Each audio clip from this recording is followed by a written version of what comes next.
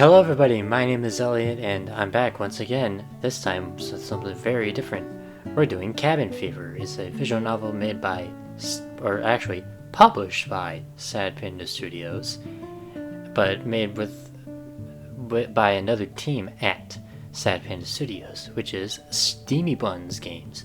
And yeah. Cabin Fever, this is, from what I've heard, it's basically like, hey, you know COVID? This is 20 times worse. Uncensored mode on, because we like to get saucy in this thing. Also, sorry I've been gone for like a month, over a month. I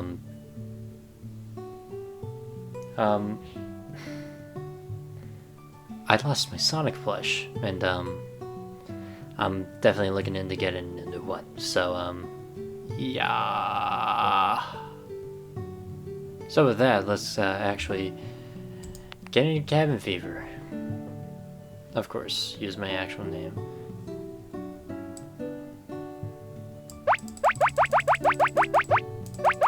Okay, confirm.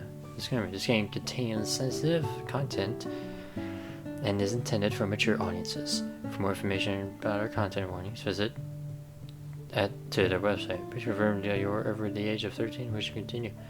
I agree. Oh. Well, we're jumping into it. Chapter 1. Prologue. Hold on. There's gonna be a lot of reading since I don't have protagonist voice on. Ooh. Now I remember much about the world before the sickness. I was just a kid when it started. Too young to fully grasp all the changes happening across the globe. Looking back, it was as though some cosmic clearance bin of trashy dystopian paperbacks was spilling plot points out onto reality. You had your unknown virus, your slow-to-act world leaders, your extremists, deniers on one end, the doomsday preppers on the other. And overall, just a heck of a lot of scandal and angst. What boiled down to was this: stay away from each other. That's basically COVID. Yep, that simple. Stay away. Because the sickness mutated so rapidly, spread so easily, and killed so many that preventing transmission was the only way to stop it from wiping out the human race. A cure could be developed, they told us. Would be developed, they promised. Somehow, someday. Earth. Life changed. Everything from school and work to medical appointments and family dinners became virtual. And as it turns out, hosting an online society requires a lot of computer programming. Like, a lot. Like, for me, I always had a knack for stuff like that. It was easy to get trained, and even easier to find work. When's the last time you heard a young person say that, huh? I did programming for medical services, government websites, automated manufacturing. There was no shortage of freelance contracts. Of course, places like movie theaters, shopping malls, and restaurants died out. Even farms and factories became so rare, so much of the workforce lost. But to be honest, I personally thought all of it was a net gain for the planet. Sad Panda Park?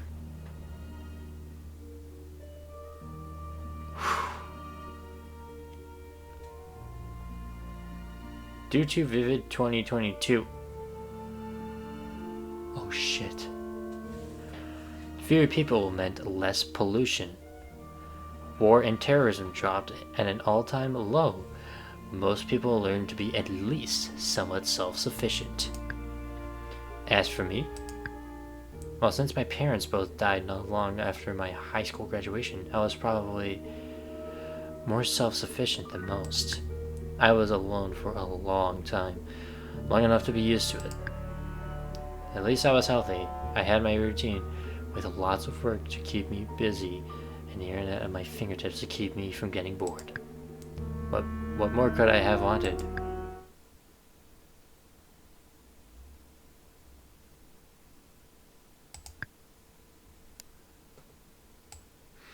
The world as we know. The world as we know it. Chapter 2. Oh. Huh?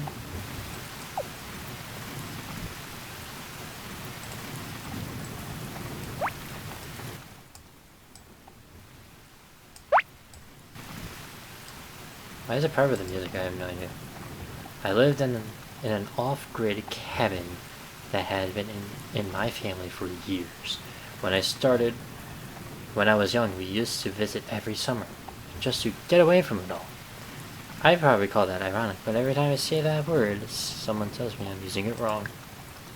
Anyway, when the sickness started spreading, that cabin became a place to survive. It had everything a small family could need. Though, like I said, by this time I was a sole member of my bubble. I was used to taking care of myself.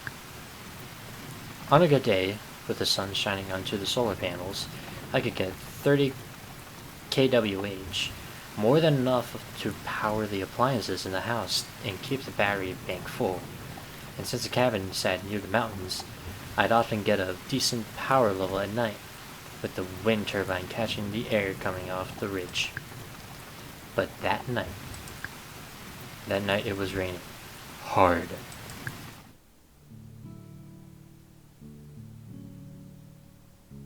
Nice place. Like most evenings, I spent this one on my computer playing my favorite idle clicker game and browsing the web for news. Crush. The news was mostly doom and gloom, of course, but I liked finding the odd tech or space-related articles sprinkled in. I was thinking how badly I wanted aliens to be real when an email alert danced in the corner of my screen. I opened it. Yet another forward from one of my more gullible work colleagues about a possible cure to the death-dealing virus. This particular claim apparently stemmed from a breakthrough in the study of bovine bodily function. What a load of bullshit. My first line. Literally. Good one. That was sweet as fuck. I was pretty much the only company I had anymore, so yeah. I talked to myself. I deleted the email, letting out a heavy sigh. There was a point in time when I found that sort of thing amusing. The ridiculous conspiracy theories and clickbait titles. But now, I just found them sad. I glanced at the clock. Time for tea! Oh, you mean coffee. I put the computer in sleep mode and headed into the kitchen. On my way there, I accidentally kicked a broomstick laying across the floor. Ah! Why is that even there? I never sweep! In that moment, I judged myself. Hard. Oh well. The world had basically ended, so what was the point of cleaning up? It wasn't like I was expecting company. I kicked the broom aside and carried on. In the kitchen, I steeped a nice big cup of herbal tea, and I tossed my used tea bag into the compost bin, noting as I did that the bin was nearly full. I'd have to take it out soon. Empty into the tumbler with the rest of my food scraps and plant waste. Then probably in the spring, I'd add fresh compost to the garden. Give my plants a healthy nutrient boost. I loved my plants. I wanted them to be strong in case they ever needed to defend the cabin from zombies or traveling salespeople. Smirking to myself, I stood in the kitchen and sipped my tea. The only sound was the muffled rush of the rain outside. So peaceful. It's not peaceful. ... So freaking dramatic. That's no good. What was that? A fox prowling outside? A raccoon? There wasn't a person in my garden, was there? I went to the window, peering out into the darkness and listening hard. I don't have to go out there and check, do I? I mean, someone could be in trouble. But then again, someone could be trouble. Maybe just stand on the porch and yell for whoever it is to get off my lawn. I weighed my options.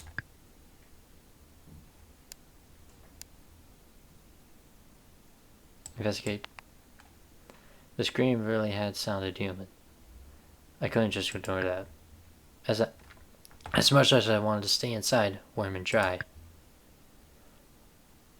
I was raised by humanitarian hippies, and all I got was this pesky conscience?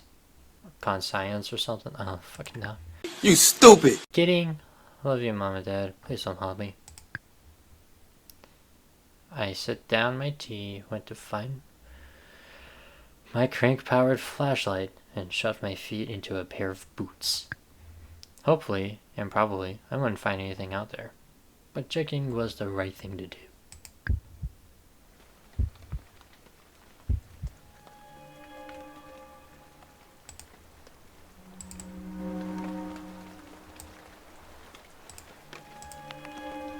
I pulled open the door and stepped out onto the porch. The flashlight flickered pathetically.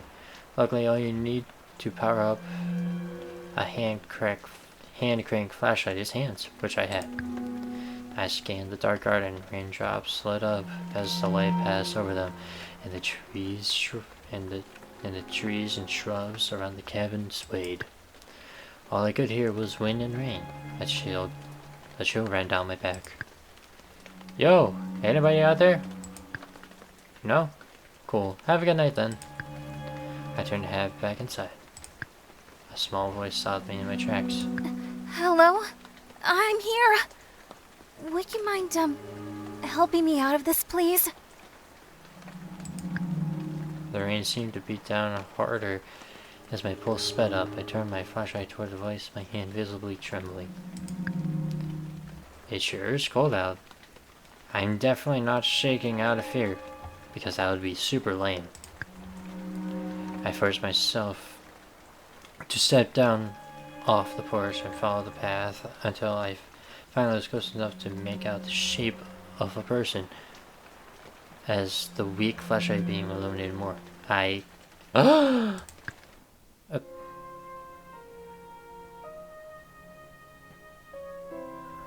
whoever I had been expecting to find certainly wasn't this delicate wisp of a girl. She was so pale she almost looked like a ghost. Even her hair, long and gleaming to her face in the rain, shone bright, almost white in the glow of the flashlight. She crouched on her hands and knees in the mud as though she'd fallen. 100 questions raced through my head. Where did she come from? How long has she been out in the storm? Why wasn't she dressed for the rain? Was she lost? Was she sick? I tried to sound tough, like my dad would have. You there! What are you doing on my property? The young woman squinted against the flashlight. Please? I got lost and I promise I wasn't trying to steal anything. Okay, I trust her. Her voice quivered, which I thought was kinda dumb. After all, she was the interloper. It was me who should be freaking out, which I was. Well, then explain yourself. Why are you just laying on the ground there? Seems pretty sus. Why the heck did I add that last part? What was I trying to do? Lighten the mood? The girl turned her head away. Was she trying to make me feel bad? Was she, God forbid, stifling a cough? I took a step back, unwilling to take any chances. I can't get up. Her matter-of-fact tone surprised me. Oh, I didn't see your face change. I I guess I was expecting some elaborate sob story or pleas for food or money or medicine. It could still be a trick, I thought. She could be getting ready to rob me. At this point, my flashlight was starting to lose its brightness.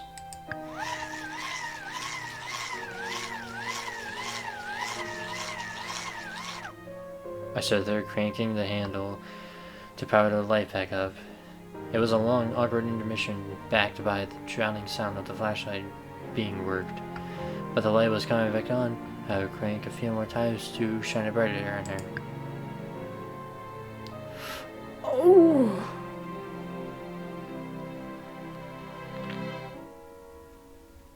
Ow! Oh. Oh my god. The whole horrifying picture became clear. Somehow, the girl had gotten her leg caught in one of my animal traps. She must have not seen the rusted old thing in the dark, and it grabbed her calf and torn it open. Okay, so this probably wasn't a trick. Oh my god, are you okay?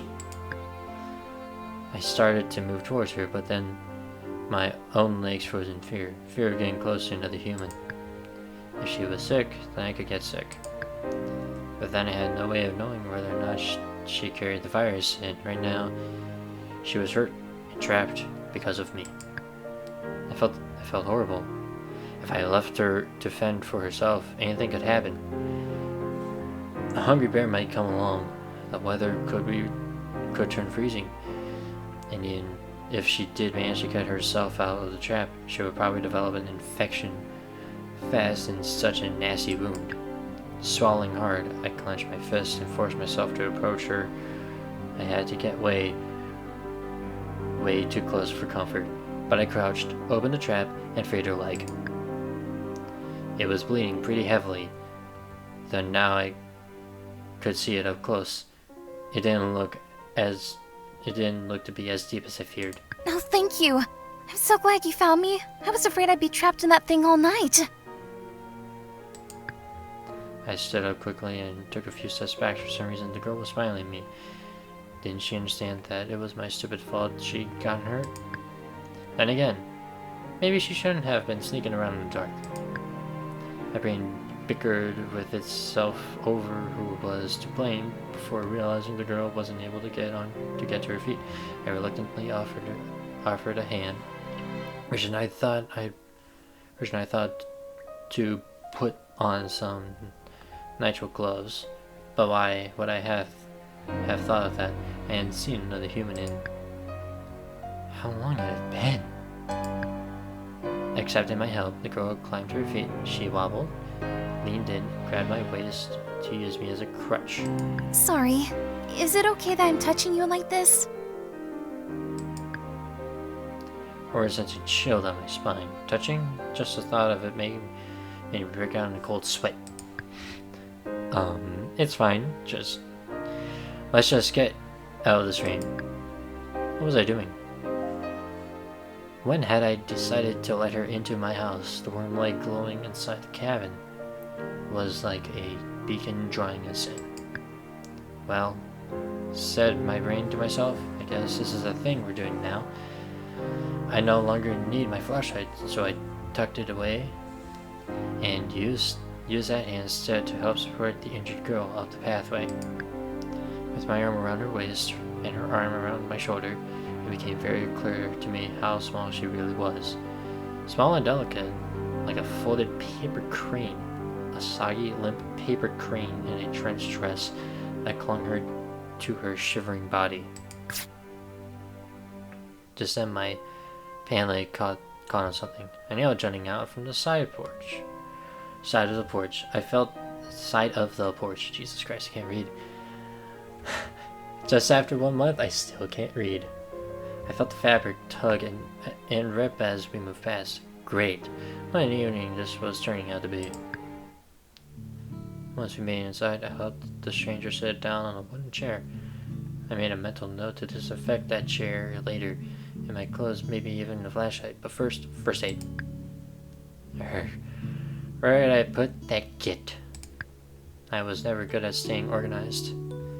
Even on my computer, all my folders and internet tabs were a mess. No point fighting entropy. That was my philosophy. I searched the drawers, the counter, the floor, and nearly tripped over that dumb broom again before finally finding the first aid kit. It was not well stocked, but it would do for now. I gathered up some towels and my forehead thermometer too. Then I washed my hands, pulled on some gloves and a face mask from an old box in the back of the cupboard, and brought everything over to the waiting girl. Before anything else, let me scan your temperature.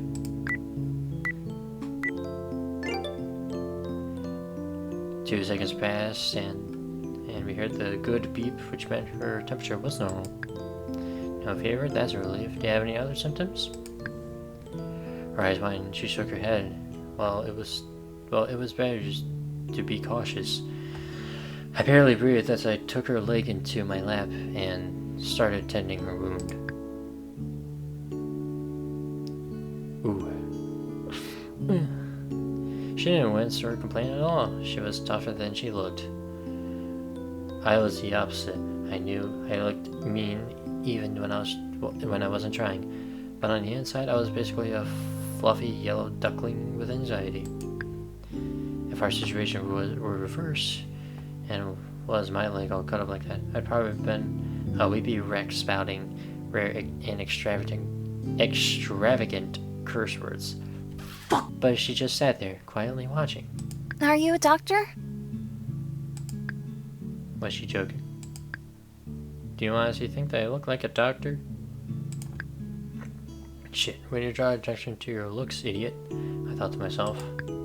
Not that I cared, really. It was just that I hadn't combed my hair in a few days. Or weeks.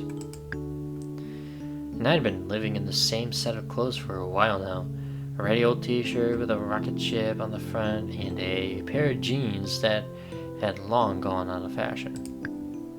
Hot, right? In another life, I might have felt self-conscious. Not about my teeth, though. Never about my teeth. Dentists were kind of a thing of the past. And since I wanted to keep my teeth for chewing purposes and whatnot, I was committed to practicing good oral hygiene. Well, I'm not sure what a doctor looks like, but you seem to know what you're doing, and you're a very kind person. So I believe you if you told me you were a doctor. I looked away awkwardly, holding a clean bandage against the gash in her leg. The towel I used to clean the wound were now a pile of blood-soaked, mud-stained rags on the dirty floor. Was I a kind person? It's just basic first aid. Not a big deal. Here, hold this. Put pressure on it while I wrap it up. I wrapped her length of gaze around her narrow leg to hold the bandage in place. That should be okay overnight. But we should probably clean it again and rewrap it tomorrow. Her leg didn't leave my lap, as she wiggled her toes and shot me a small smile. You're going to let me stay here?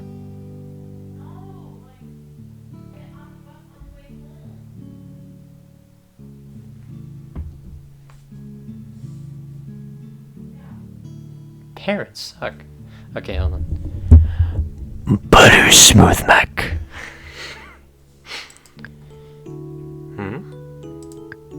I looked up at her and instantly forgot how to speak because suddenly I was struck by how pretty she was. I mean, the rain had really done a number on her, but still. She must have been around 20, give or take, not too much younger than me. She was thin, but everyone was thin these days. With her, it was like she had been built this way, small and delicate and weightless. Oh, Jesus. Her dress was simple and a little threadbare. The rain sucked through and I realized I could sort of see her undergarments. I quickly averted my eyes. my cheeks warming. I hope she hadn't noticed me looking because I really hadn't meant to look. You said clean it again tomorrow, right? I did say that. The room seemed to spin a roll, and my face went from feeling very hot to feeling very cold. Stay away from each other. That was the rule. What was I supposed to do? Maybe it's okay if she stays. Look how pitiful she is, said my brain. My brain was right, and I didn't know what to do except go along with it. Well, it's not like I'm going to just send you back out into the rain. Not by yourself, anyway. Is there anyone else in your bubble? Anyone I can call to come get you, or... She looked down into her lap. No. Oh. Her response made me too nervous to ask any further questions. I just wasn't sure I could handle a tragic backstory at that particular moment. In any case, I knew that if my parents were still around, they'd never have sent this girl back out into the night. They'd have to let her stay, at least until she got her bearings. I sighed, giving in. Okay, well, we can sleep on my couch tonight. We'll figure the rest out tomorrow. We should really stay at least 6 feet apart, though.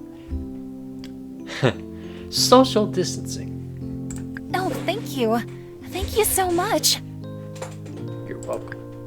She nodded then and gently removed her leg from my lap. I moved back, making more space between us, and sat to examine the rip in my pant leg. Meanwhile, my brain tried to fathom what was happening. I had brought a stranger into my house. I didn't know who she was or where she'd come from. This seemed like a bad idea, and also a tad surreal. Damn. I didn't like these pants. I'm not wearing pants, as it's like fucking 20 degrees right now. Oh no, did you get hurt too? No, it's just a rib. Oh, that's not so bad. I got up and made even more space between us. She stood up too, testing her weight on her injured leg. Wow, it already feels so much better. You must have a magical healing touch. Thank you. I was starting to think she might be one of those weird optimistic people. Also, it was hard to think straight with her standing up in that very damp, very revealing dress. Hold on. Doggy UI.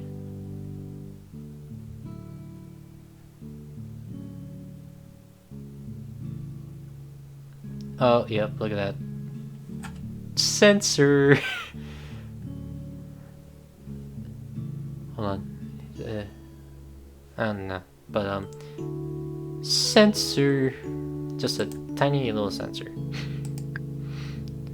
You should take that dress off. That came out wrong. What I mean is, it's wet and cold, and I'm sure you'd feel better if you changed it to something dry and warm. I'm sure I have some extra clothes you can wear. Really? Hot in the face, I ran off to procure a basket of old clothes from my storage closet. I hadn't worn them since my teenage years. They were too small for me now, but might be a good fit for her. Here, take whatever you want. They're all clean. I dropped the basket on the table and walked backwards away from it. That's so nice of you. I'll get changed now. Now I should take the basket and hobble out of the room to change where I couldn't see it. Good. When she came back, I was surprised to see that she has chosen a button-down that was part of my old school uniform from back before everything went online.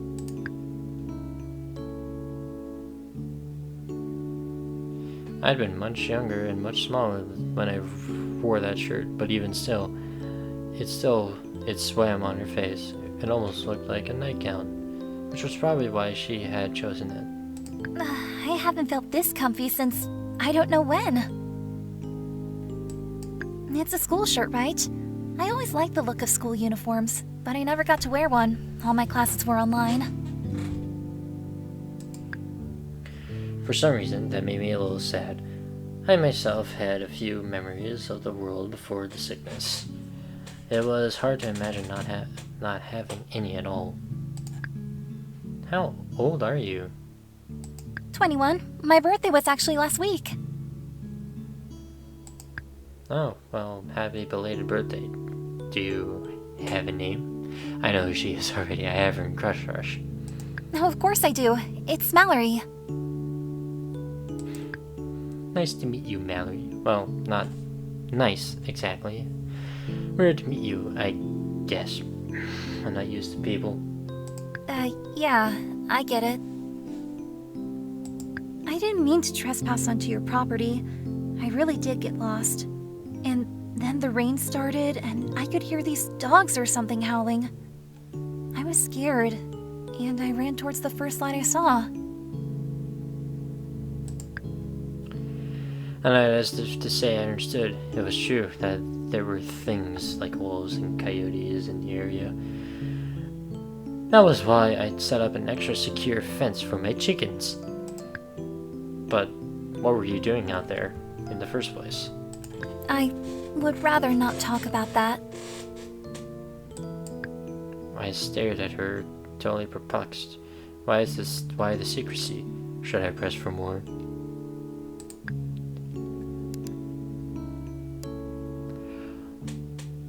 Oh, which one's the right answer? Because there's actually multiple ways that you can actually, like, fuck up. But there's, like, one good ending in this game.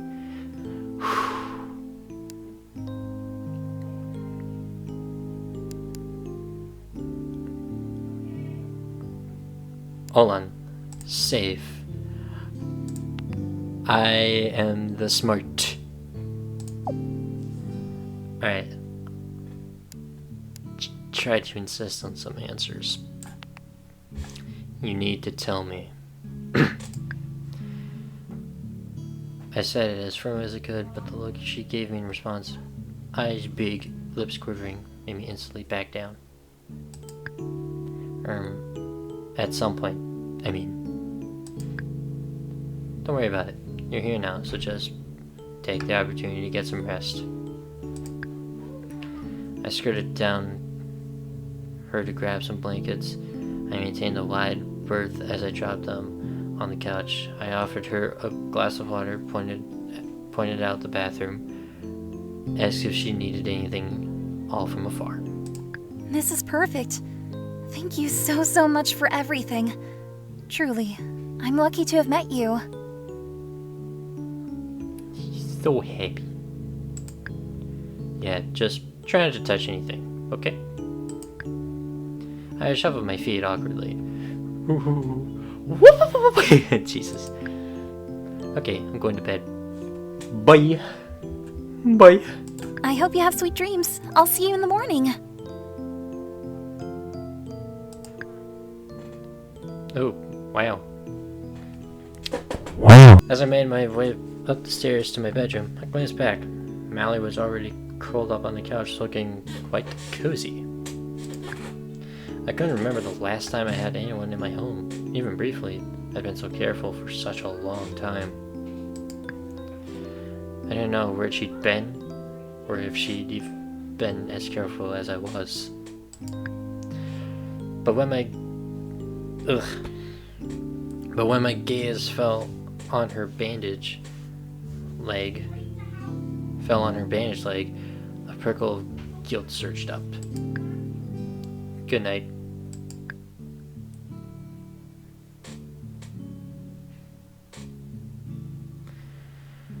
I finished climbing the stairs and flopped down on my bed. Flurp. I was so exhausted, emotionally puzzled, and mentally drained. It didn't take long for me to fall deeply asleep. A Perfect Stranger, German Nation. That's a good chapter name. Next.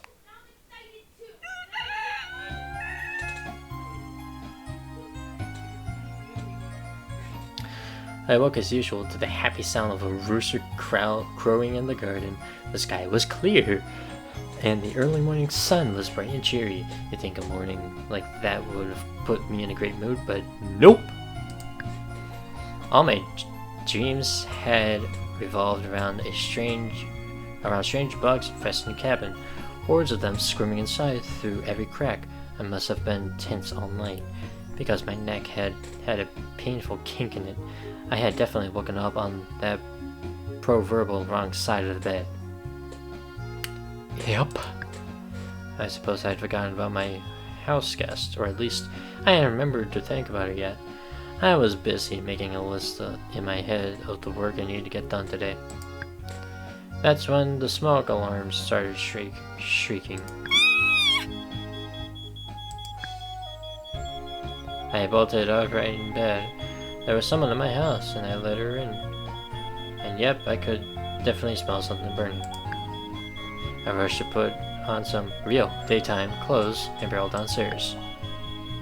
Mallory is in the kitchen, looking mortified. A little smoke hung in the air, but I didn't see any flames.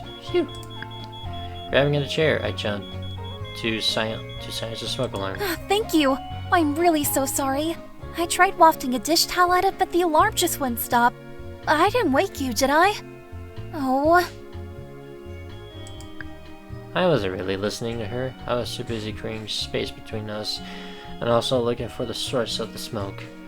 There it was, a pan with a charred black mass sitting in it. I don't know what she'd burned, but she'd really burned it. What is that? Oh, I thought I'd make you breakfast as a thank you. My mom used to have the best recipe for potato pancakes that would always fuel me for the day. But these... well, I'm not totally sure what happened. I never used a stove like yours before, so this batch got a little... overdone. Maybe I can scrape off the burnt part. You know what? Forget I said that. It's all burnt part. I'll just clean up my mess and then I'll make you a new batch. And I will definitely be more careful this time. Hang on, did you say potato pancakes? They're the best. It's too bad this first batch didn't turn out because I spent all morning digging up the potatoes, washing them, peeling them. They were so tiny it took extra long, and I was worried you'd wake up before I could finish. Luckily, I've got some other treats on the go as well, so you're not going to starve. Just let me turn on the toaster real quick. You know what they say, all toasters toast toast. She turned, reaching for the toaster handle. Toasters! But the microwave was running and a kettle was boiling and... Wait! Stop! Too late, she overloaded the solar panels, inverter, and just like that, the kettle, microwave, toaster, and kitchen lights all shut off. Why did you do that? Marilyn, having plated the overdone pancakes for some reason, dropped the plate in alarm. It smashed, flinging shards of itself across the floor. The blackened pancakes bounced like rocks. Sad potato rocks. I'm sorry. I just wanted to make you some breakfast. I didn't mean to cause so much trouble. I'll clean this up. I sighed in frustration. All I had wanted was to make coffee and sit down and make a beer just like every other morning. I couldn't do that now because I had to get the power sorted to check to make sure she hadn't completely destroyed my precious garden. Are you angry with me? How was I supposed to answer that?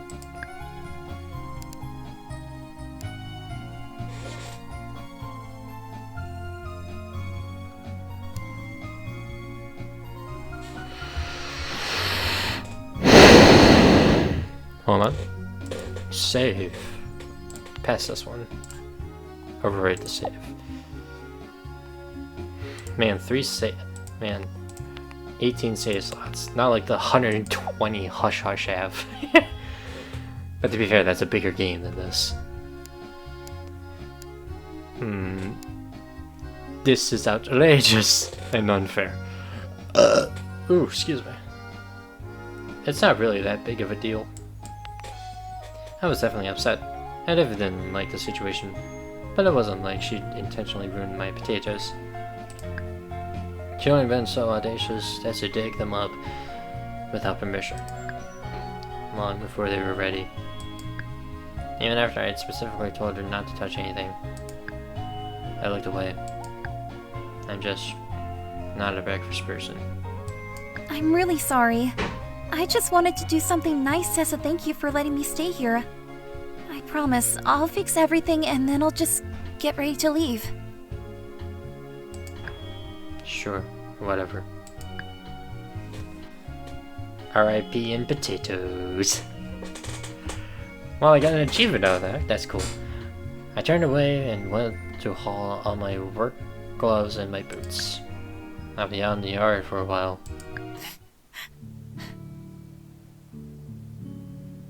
I went out. As I pulled the back door shut behind me, I heard a soft sound from the kitchen, like a heavy sigh or a stifled sob. Wait, was she crying? What did I get myself into? For real, I can't believe.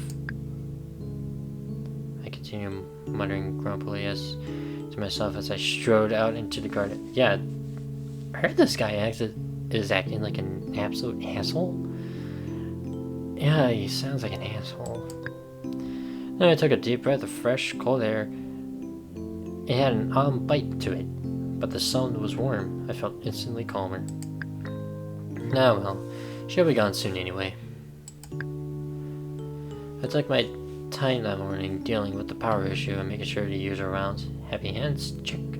Busy beehive? Check. Why do I have a beehive? I don't want that. I did a rough count of the firewood in my shed, then made my way back around to the front of the cabin. I stopped when I saw the bloody animal trap where Mallory had gotten hurt the night before. Damn. That had to have been painful. I felt pretty bad. The traps were only supposed to be wards. Something to keep my bubble a little safer from dangerous wildlife. I never meant for anyone to get hurt. Jesus, I'm starting. I looked at the trap, wondering if I should rethink my setup.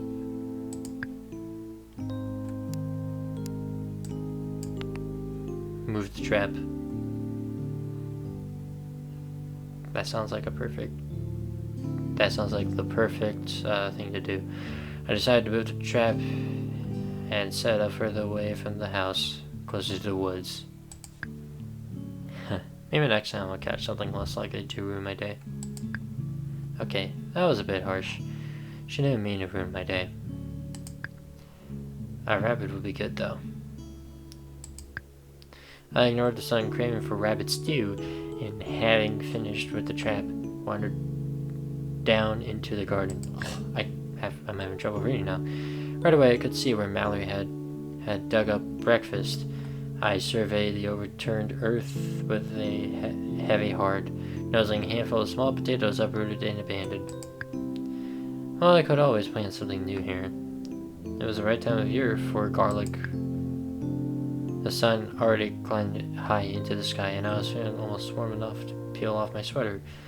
I figured I should probably go inside and maybe eat something, checking on poor Mallory, and get to work on my computer. Right away I went inside and kicked off my boots. Something didn't feel right. It took me a moment to realize. The mess was gone. There were no brooms on the floor. No garbage bags waiting to go out. No scattered crumbs or dust bunny cities. Everything looked so clean. It literally sparkled, but how and why? Had Mallory done all this just to make up for that little breakfast fiasco? Whoa, this is really nice. Like, really, really nice. As I looked around at all she had done, I started to feel like a bit of an ass. I figured I should apologize, but where was she? She hadn't left already, had she?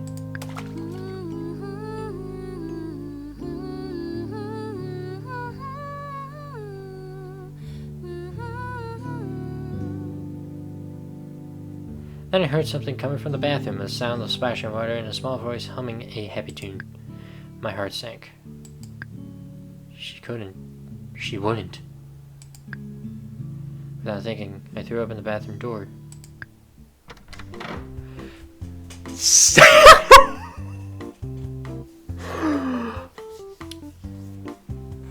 Okay.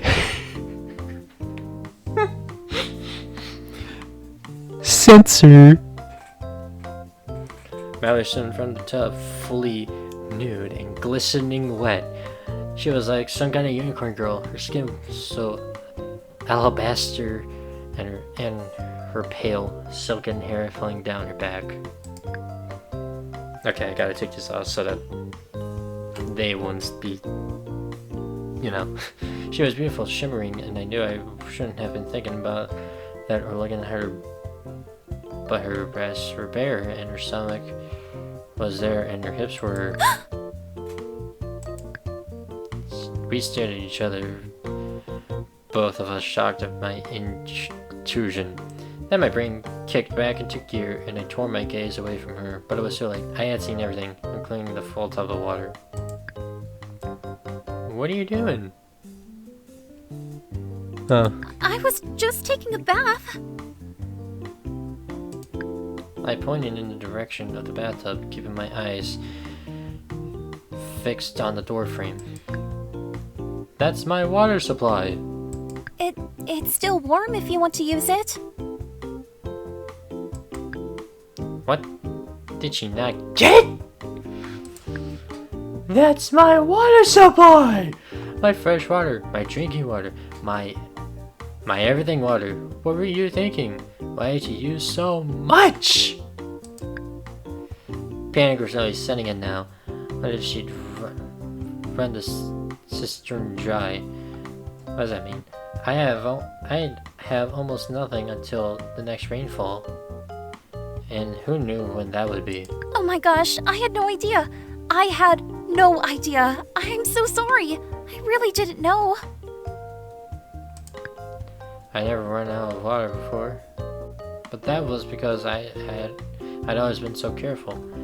This could be the very day I had so deeply feared would come. How do you survive this way? It's like you're constantly wasting things.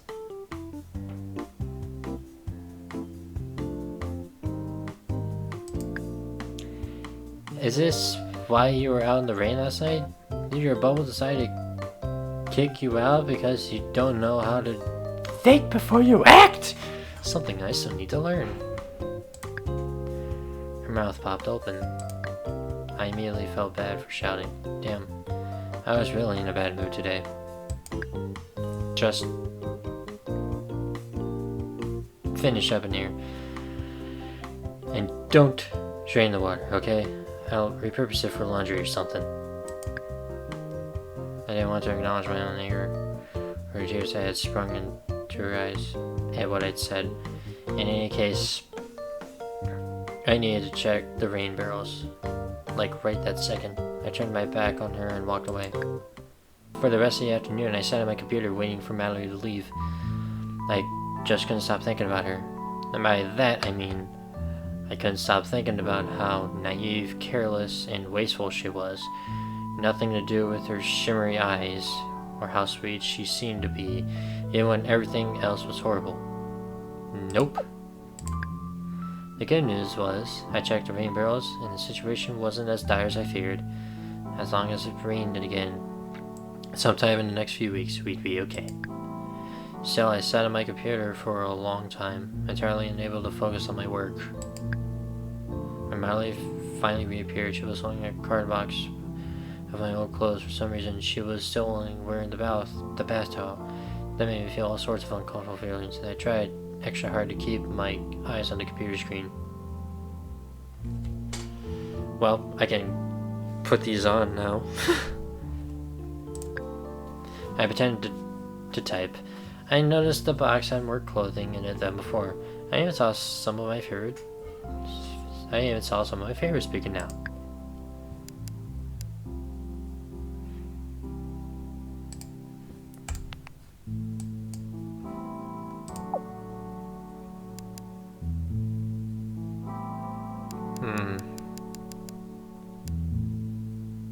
Ask her what she's up to.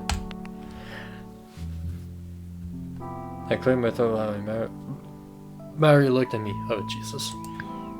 What are you doing with those clothes? What are you doing with those clothes? Oh, I was just going to go through them and sort out what's good to wear. I hope that's okay.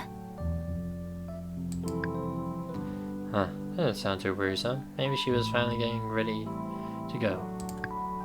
Right, you're welcome to take anything that doesn't fit me anymore. I'm sure you could use some warmer things to wear on your travels. I turned quickly back to my computer, hoping I hadn't hurt her feelings, with my not-so-subtle reminder that I didn't want her here. Why do you care about her feelings? Asked my brain. You already told her she's not welcome. She'll be gone soon either way. I hyper-focused on my screen, and in another couple hours I still had nothing done. Suddenly I was dug out and I was starving. And Miley still hadn't left. Yeah, this main character's a fucking ass. The fridge. In fact, she was in the kitchen. There were nice savory smells wafting my way. That's a new word. I logged off and shut down my computer quickly but casually. Making my way over to her, I found her tending to 3 separate pots on the stove, all of them simmering and steaming pleasantly. How dare she? Nothing was burning this time, either, which made me feel annoying feelings like impressed and kind of excited to eat that. Why would you mean? Mallory noticed me standing there and smiled way too brightly. Oh, good, you're finished working. That's perfect because supper is ready. Cool. She stared, dishing out the oddly fancy-looking meal onto 2 large plates. What is all of this? It's all made from freeze-dried proteins and grains I found in the pantry, and some spices, which, by the way, make all the difference when it comes to flavoring a dish. Oh, and I only used things that were already open, so I hope I didn't overstep again. I can tell you work really hard, and I know I made a mess of things, and I just really wanted to make it up to you. I'm determined to have a net positive impact here. She thought I'd been nice. I was suddenly very concerned about how the low bar was for her. I also couldn't help feeling a little charmed by her determination. I wanted to let her know that I did actually appreciate her efforts. Well, this does look incredible, and by the smell of it, I'm pretty sure I'll be licking these plates clean. Or, did you wash your hands before you start? You did wash your hands before you started, right? Miss Reed. Yes, silly. And I still don't have any symptoms of any sicknesses either. Oh, we blinked at the same time. So come on, let's eat. I want you to enjoy it while it's hot. Of course. There was something so endearing in the simplicity of her delight. I smiled as I took my plate and sat down at the far end of the table, away from her, we ate in silence. The food really was delicious. I would have guessed she'd had it in her, not based on that morning. I wonder if I should try to get some answers out of her now, I thought, and cleared my throat. That water's really tempting me. How's your leg feeling? It's not too bad. Oh, Jesus. I need to read. Ah! This is a good spot. I should probably take a look at it after supper, clean it up and put a fresh bandage on it. And then, I suppose we should talk about getting you home. Right. Home. I mean, I don't know if you have a family or a group or whatever, or if you're on your own like me, but you don't exactly look like you live in a forest. So where are you headed? She lifted one shoulder, visibly uncertain. Surely there must be somewhere Someone, somewhere. I'll figure something out. Hang on, no. I want to make sure you're going to be okay. I thought you just wanted me to leave. Ideally, I'd like to know at least something about your situation. Maybe I could help you. She looked away. That's sweet of you, but... I'm sorry. I'm just not ready to talk about it. Okay. We felt quiet once more. Just the awkward scrape of forks on plates to fill the silence. I considered her as she sat across from me, so beautiful. It was as if she were digital painting. Can I just ask one more question? Why are you still wearing that towel? She looked at me blankly. The last 3 morsels of food, balanced on her fork, fell back onto her plate. She glanced down at herself and then up again, hands clapping against the sides of her face. What? You mean I've been wearing this the whole time? Oh, I can't believe it. How do I forget these things? Oh, I'm so embarrassed. Oh my gosh. I couldn't help laughing. I felt like I was catching on. She was a bit of a space case, that was all. And her mannerisms made it sort of adorable. I'll be back to clean up as soon as I'm decent. Her efforts to flee quickly were hampered by her leg. She ended up limping away in search of her clothes, mumbling exasperatedly under her breath. That's when it hit me. I hadn't even considered how much pain she must have been in as she cooked and cleaned and tried so hard to pay me back. Pay me back for what, though?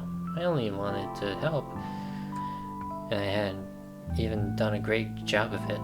And now I was trying to send her away, knowing full well she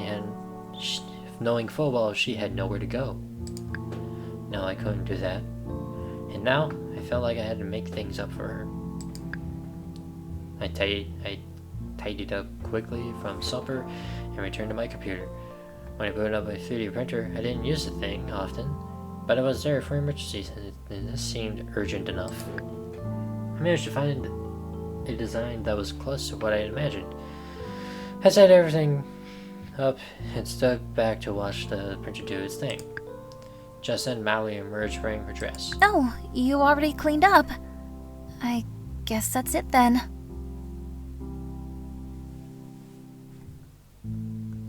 What a face. Meme. She was beside the table, leaning on it for support. I sat in front of the printer while it worked. I didn't know what to say, so I decided to just let words come out of my mouth. You should stay. You should stay. Also, I'm sorry if I've been a total asshat to you. She looked at me nervously, clutching the sides of her dress in her tiny hands, her open mouth closed like she didn't know what to say either, so I just kept going. It was kind of a shock to have you show up here. I haven't had anyone visit ever, because this has always been my space, my family space. I guess I felt sort of invaded. But now I realize that's stupid. Basically, what I'm trying to say is I wouldn't feel right making you leave when you're clearly in a bad spot. I have the means to help you, and there's no reason why I shouldn't. If you want to leave, that's fine. But there's no rush. Cool?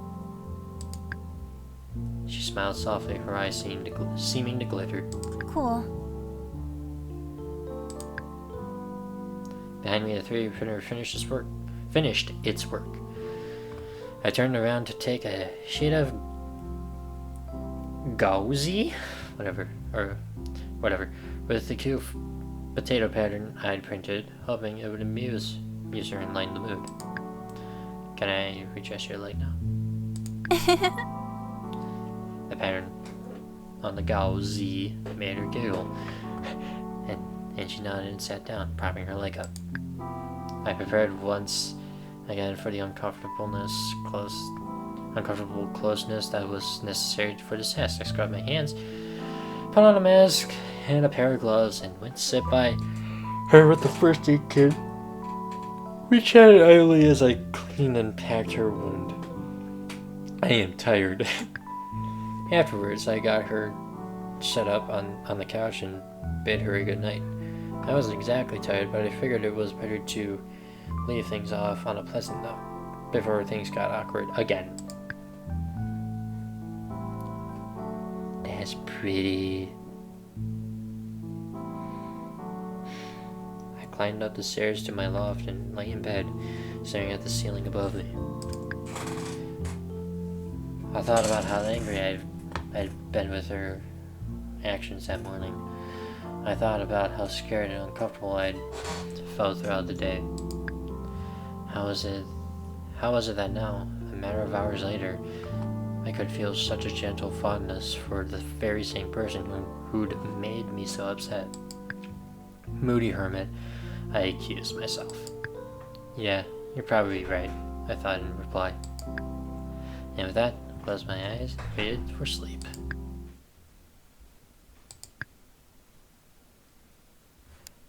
How about a little hospitality? Rather, hostility. That's a weird achievement name. Chapter 4. How long have I been recording for? Over an hour. I'm gonna go ahead and say that is it. So, yay. Thank you everybody so much for watching this Cabin Fever video. If you did enjoy it, please do leave a like. Yeah, like of course if you enjoyed this video, subscribe if you're new, and share this video with anyone you know. So, and that's all I have to say about that. So yeah, I'm definitely going to be doing more of this because I'm liking this a lot. So, well, not a lot, I'm liking this quite a bit. So the fucking wind. Anyways, thanks again everyone for watching, and I'll see you next time. Goodbye.